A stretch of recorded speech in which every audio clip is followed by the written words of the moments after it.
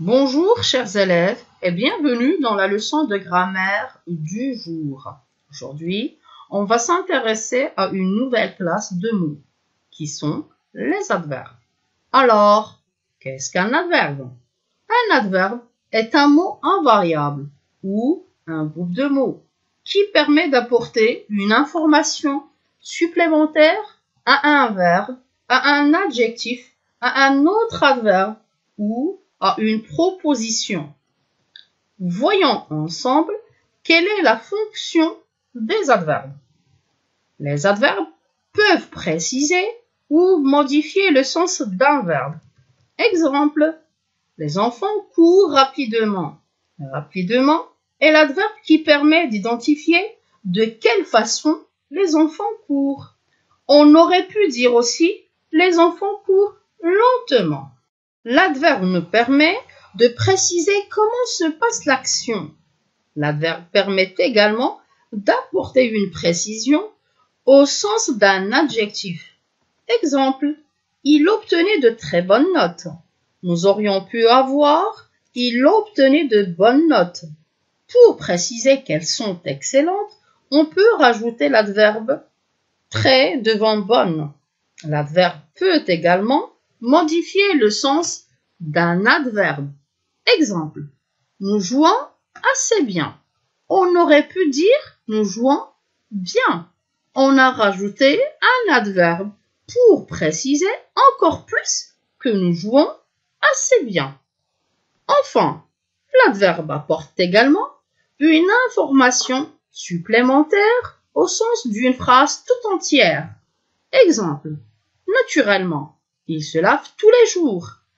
La phrase aurait pu être plus simple. Il se lave tous les jours. Cela a du sens. Toutefois, pour montrer qu'il le fait d'une façon naturelle, on peut rajouter un adverbe au début de la phrase. Naturellement est donc adverbe de la phrase.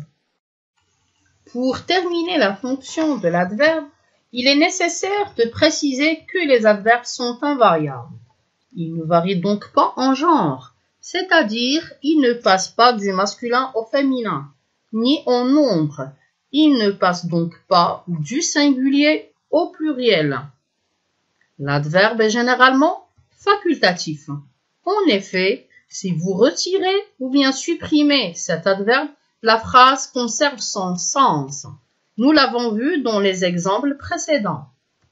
Il faut signaler aussi que l'adverbe dépend d'un autre élément de la phrase.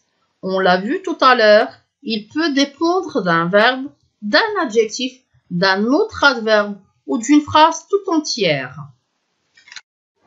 Quels sont donc les différents adverbes?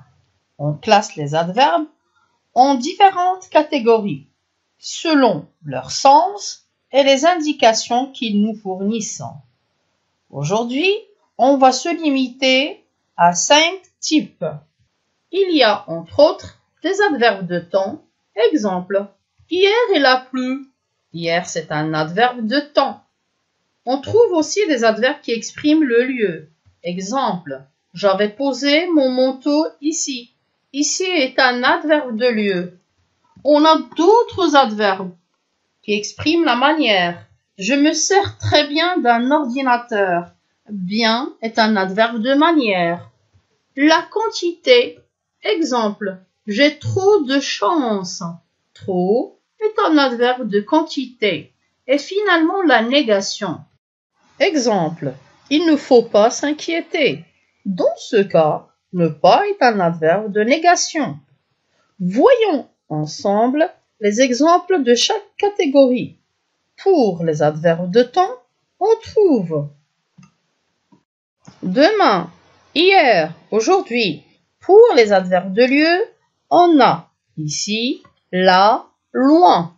Pour les adverbes de manière, bien, mal, vite. Et tous les adverbes en ment. Trop, peu, beaucoup sont des adverbes de quantité. Et pour finir, on trouve les adverbes de négation. Non, ne pas, ne plus, nullement, personne. Sachez que la liste des adverbes est longue. Je vous ai proposé seulement quelques-uns. J'espère que vous avez bien compris. À bientôt!